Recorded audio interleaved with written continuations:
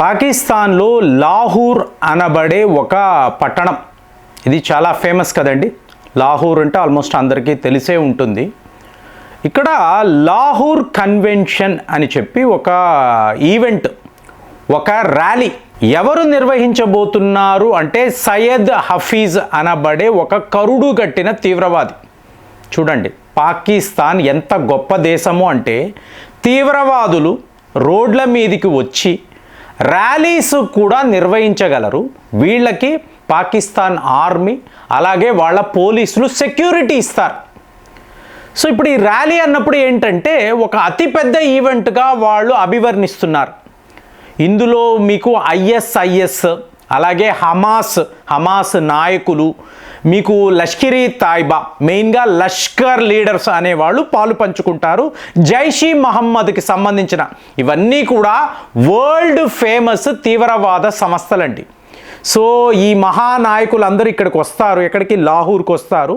ఇక్కడ లాహోర్ కన్వెన్షన్ అని చెప్పి ఒక భారీ ర్యాలీని చేపడతారు. ఎందుకండి? పని పాట లేదా వీళ్ళకి అంటే ఆపరేషన్ సింధూర్లో వీళ్ళు ఎంతెంత పోగొట్టుకున్నారు, ఎంతంత విలువైన తీవ్రవాదులు పోయారు, పరలోక ప్రయాణం అని మాట్లాడాం కదా. సో ఇప్పుడు వాళ్ళందరికీ కూడా శ్రద్ధాంజలి ఘటించాలి. కాబట్టి మనము ఇంత పెద్ద ర్యాలీ భారత్కు వ్యతిరేకంగా మనము తీద్దాము. ఇది వీళ్ళ ప్లాన్. ఎప్పుడు? నవంబర్ 2వ తారీఖు అయిపోయింది కదా. మరి జరిగిందా? మీకు చాలా హ్యూజ్ సక్సెస్ అని చెప్పి మీకు న్యూస్ పేపర్స్లో వార్తలు లేవు కదా అంటే ఈ టోటల్ ఈవెంట్ని, ఈ ర్యాలీని వీళ్ళు క్యాన్సిల్ చేశారు. అయ్యో ఏమైందండి, అంత పెద్ద సమస్య ఏమొచ్చింది అంటే వాళ్ళ ప్రతినిధులు ఏం చెప్తున్నారు అంటే ఎక్స్టర్నల్ థ్రెట్స్, అంటే ఎవరో ఎక్కడో వీళ్ళ మీద దాడులు చేయడానికి సిద్ధముగా ఉన్నారు. తీవ్రవాదులే కదండి పనులు చేస్తారంటే వాళ్ళని అటాక్ చేయడానికి ఇవాళ కొత్త గ్రూప్స్. ఇది ఎంత బాగుందో చూడండి. అంటే ఇక్కడ ఎన్నో ప్రాబబిలిటీస్. మెయిన్గా మీరు చూసారు అనుకోండి, భారత్ ఎప్పుడు యాక్టివ్గా ఉంటుంది. అక్కడ ఏం జరుగుతుందో మనకు ఇన్ఫర్మేషన్ ఇస్తూనే ఉంటారు. ఇంకొక అతి ముఖ్యమైన విషయం చూసారు అనుకోండి, ఇజ్రాయెల్ యొక్క మోసాద్. సో వీళ్ళు ఈ హమాస్ను వెతుక్కుంటూ ఆఖరికి పాకిస్తాన్లో కూడా వచ్చేసారు. ఎందుకు? ఇవాళ పాకిస్తాన్లోనే హమాస్ యొక్క హెడ్ క్వార్టర్స్ ఉన్నట్టుగా వార్తలు. అంటే గాజా ఖాళీ అయిపోయింది. ఖతార్లో మీరు ఎవరైనా కలిసేరు అంటే ఈసారి 10 బాంబులు కాదు 50 బాంబులు వేసి ఖతార్నే లేకుండా చేస్తామని ఇజ్రాయెల్ వాళ్ళు చెప్తున్నారు. ఆ భయముతో ఉన్న హమాస్ నాయకులంతా తప్పించుకొని ఇవాళ వీళ్ళ సేఫ్ హెవెన్ పాకిస్తాన్లో వచ్చి తలదాచుకున్నారు. సో ఇప్పుడు ఏమైంది? ఈ ర్యాలీలో కనీసం కొంతమంది అయినా ఒరే వద్దురా బాబు, మేము బయటికి వస్తే మోసాదు వాళ్ళు ఎక్కడి నుంచి వచ్చి వేసేస్తారో తెలియదు, మేము రాలేము అంటే అలా కాదు కదా, మీరు ఇజ్రాయెల్ని ఎదిరిస్తున్నారు, మేము భారత్ని ఎదిరిస్తున్నాము. సో మనము ఒకే ప్లాట్ఫామ్లో ఉన్నప్పుడు ఇది ప్రపంచానికి తెలియజేయాలి. సో ఇప్పుడు హమాస్ నాయకులు కూడా సరే రిస్క్ తీసుకుందాం అనుకున్నారు. కానీ ఫైనల్గా ఎక్కడో ఎవరో ఏదో చెయ్యబోతున్నారు అన్నప్పుడు ఈ ప్రోగ్రామ్నే, ఈ ఈవెంట్నే వీళ్ళు క్యాన్సిల్ చేసి పడేశారు. సో ఆ భయము అనేది ఎన్ని రకాలుగా పనిచేస్తుందో గమనించండి. ఇక్కడ భారత్లో ఏం జరుగుతుందంటే ఒక మ్యాసివ్ కన్ఫ్యూజన్ అండి. మీకు ఎలాంటి కన్ఫ్యూజన్ వీళ్ళు క్రియేట్ చేశారు అంటే మీరు పాకిస్తాన్, చైనా, భూటాన్, బంగ్లాదేశ్, మయన్మార్ ఈ సరిహద్దులంతా కూడా ఇవాళ హై అలర్ట్లో ఉన్నారు. ఇది ఏంటో ఎవరికి నాకైతే లిటరల్గా అర్థం కావడం లేదు. ఆపరేషన్ త్రిశూల్ అంటున్నారు. మీకు యావత్ ఇండియన్ ఆర్మీని రెడీ చేసేశారు. ఎటు చూసినా కూడా యుద్ధ విమానాలు. నవంబర్ 1వ తారీఖు నుంచి ఇది జనవరి వరకు కూడా వెళ్ళవచ్చు. మీకు యావత్ భారత్లో ఇలాంటి మిలిటరీ డ్రిల్సే ఉంటాయి. అంటే పుతిన్ గారు డిసెంబర్లో వస్తారు. అసలు ఏం జరుగుతుందండి మీ దేశంలో? ఎప్పుడూ శాంతియుతంగా కదా ఉంటారు, ఇలాంటి గొడవలకు వెళ్ళరు కదా అని వాళ్ళు అనుకోవచ్చు. కానీ అలా లేదండి. న్యూ ఇండియా ఎంత ప్రోయాక్టివ్ అయిపోయింది అంటే, ఎంత అగ్రెసివ్గా అయిపోయిందంటే ఎటువైపు ఎవరు ఒక తీవ్రవాది దేశంలోకి వచ్చి ఒక చిన్న పొరపాటు చేసినా ఆ దేశం అంతు చూసే పరిస్థితి ఇవాళ భారత్. ఇదే ఆపరేషన్ త్రిశూల్ అంటున్నారు. ఇటేమో మీకు పూర్వీ ప్రచండ్ ప్రహార్, ఏది బంగ్లాదేశ్, మయన్మార్, చైనా వైపు, పాకిస్తాన్ వైపు అంటారా మీకు త్రిశూల్ ఎక్సర్సైజెస్. ఎటు చూసినా కూడా నోటామ్స్ విడుదల చేశాము. ఇవాళ పరిస్థితి ఏంటో చెప్పమంటారా? ఈ పాకిస్తాన్ వాడు ఒక 3 బోట్లు పెట్టుకొని ఈ సర్క్రిక్ వద్ద అటు ఇటు తిప్పేసి ఒక వీడియో చేసి మేము భారత్ను ఎదిరిస్తున్నాము, సర్క్రిక్ వద్ద మా డివిజన్ ఉంది, మా సైనికులు ఉన్నారు, ఇన్ని మాట్లాడాడు కదా. మనం ఒక వీడియోలో చెప్పుకున్నాము కదా.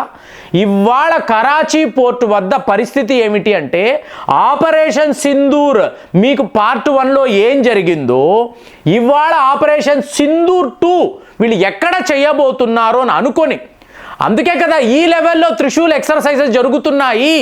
మీకు పెద్ద పెద్ద యుద్ధ నౌకలు టర్కీ దాకా వెళ్ళడము, మన రఫేల్స్, సుఖాయ్ విమానాలు పూర్తి స్థాయిలో మీకు ఇలాగ విన్యాసాల్లో పాలు పంచుకోవడము. ఒకవైపు కూడా ఎయిర్ స్పేస్ అనేది ఓపెన్ లేదు, టోటల్ నోటామ్స్ అన్నాము. ఇంతవరకు మన చరిత్రలో ఇలాంటి ఒక మిలిటరీ డ్రిల్ నిర్వహించలేదు. దాంతో భయపడిన పాకిస్తాన్ నేవీ అంటే మేకపోతు గాంభీర్యం అంటారు చూసారా, ఆహా ఓహో వీడియోలు చూసి మాట్లాడడం. అసలు సిసలైన విషయం రియాలిటీ ఏమిటి అంటే కరాచీ పోర్టు వద్ద ఉండే పాకిస్తాన్ నేవల్ ఫోర్సెస్ అంతా ఎప్పుడో వీళ్ళు హార్బర్లోకి వెళ్ళిపోయారండి. వీళ్ళ అతి ముఖ్యమైన వార్షిప్స్ అంతా ఇవాళ సివిలియన్ పోర్ట్లు, అంటే ఆపరేషన్ సింధూర్ పార్ట్ 1లో ఏమైతే జరిగిందో ఇప్పుడే వీళ్ళు ఆ పరిస్థితిలో ఉన్నారు. టోటల్గా కరాచీ పోర్టుని ఖాళీ చేసేసారు. ఇదే వాస్తవం. మరి ఇక్కడ పీఓకే అన్నారు అనుకోండి, ఇక్కడ ఉండే 120 మంది తీవ్రవాదులని మాట్లాడాం. భారత్లోకి వెళ్ళాలి, వాళ్ళతో ఒక యుద్ధము ప్రకటించాలి, ఆహా ఓహో అని మాట్లాడారు. మొత్తము ఖాళీ చేసి వీళ్ళు ఆఫ్ఘనిస్తాన్ వైపు వెళ్ళిపోయారండి. ఖైబర్ పాఖ్తూన్ఖ్వా దగ్గర వీళ్ళు ఇప్పుడు ప్రస్తుతం ఉన్నట్టుగా చూడండి. ఈ తీవ్రవాదుల్లో హమాస్ వాళ్ళు కూడా ఉన్నారు, అల్ ఖైదా వాళ్ళు కూడా ఉన్నారు. వీళ్ళందరూ ఏంటి, ఒక్క భారత్కి కాదు ఇజ్రాయెల్కి కూడా శత్రువులే. కాబట్టి మోసాద్ కలిసే వీళ్ళ అంతు చూస్తారు. ఇది తెలిసే ఇక పాకిస్తాన్లో ఎక్కడా మనము ఎటువంటి ర్యాలీస్ నిర్వహించకూడదు. మీటింగ్లు పెట్టుకున్నామా మనము ఎక్కడో ఒక గదిలో జాగ్రత్తగా బిర్యానీలు తింటూ పెట్టుకోవాలి. అంతేగాని ర్యాలీలు, శ్రద్ధాంజలి, వాళ్ళు ఏమైనా పెద్ద దేశ నాయకుల తీవ్రవాదులు, వాళ్ళ కోసము భారత్ను ఎదిరిస్తూ, ఇప్పుడు భారత్ కాదు కదా ఇజ్రాయెల్ కూడా జాయిన్ అయిపోయింది. అలాంటప్పుడు మోసాద్ వాళ్ళు పాకిస్తాన్లోనే తిరుగుతున్నప్పుడు ఇది ఎంత ప్రమాదం. ఆల్రెడీ మనం అన్నోన్ గన్ మ్యాన్ గురించి మాట్లాడుకుంటున్నాం. వీళ్ళు ఎక్కడి నుంచి వస్తున్నారు, ఎప్పుడు ఏం చేస్తారు, ఎటు వెళ్ళిపోతారు, ఎవ్వరికి ఎటువంటి ఇన్ఫర్మేషన్ లేదు. సో ఐఎస్ఐ వాళ్ళు అంటే పాకిస్తాన్ యొక్క ఇంటెలిజెన్స్ వాళ్ళు వద్దురా బాబు, డిసెంబర్ చివరి వరకు కూడా మనము ఎక్కడా కూడా ఇలాంటి ప్రోగ్రామ్స్ వద్దు, మీరందరూ ఎక్కడికక్కడ దాక్కోండి, ఎవరు ఎప్పుడు వచ్చి ఏం చేస్తున్నారో అర్థం. చూడండి, ఒకప్పుడు తీవ్రవాదులు ఇలాంటి పనులు చేసేవాళ్ళు. సడన్గా తుపాకులు తీసుకొచ్చి వాళ్ళ ఇష్టానుసారం కాల్పులు, బాంబులు ఇవి పేల్చేవాళ్ళు. ముంబై దాడులు మనం చూసాం. కానీ ఇప్పుడు మనము క్రియేట్ చేసిన భయం ఎలా ఉందంటే వాళ్ళు ఇళ్ళ నుంచి బయటికి రావడానికే భయపడుతున్నారు. అలాంటి ఒక సిచ్యువేషన్ని మనం క్రియేట్ చేసాం. దీన్నే మనం న్యూ ఇండియా అనాలి. అంటే వేటాడే గ్రూప్స్ ఇవాళ యావత్ పాకిస్తాన్లో మీకు బంగ్లాదేశ్లో తిరుగుతున్నారు అన్నప్పుడు ఈ వేటగాళ్ళు పరిగెడుతున్నారు. ఎటు పరిగెట్టాలో తెలియడం లేదు, ఎవరు ఎప్పుడు వచ్చి వేటాడతారో నోబడీ నోస్.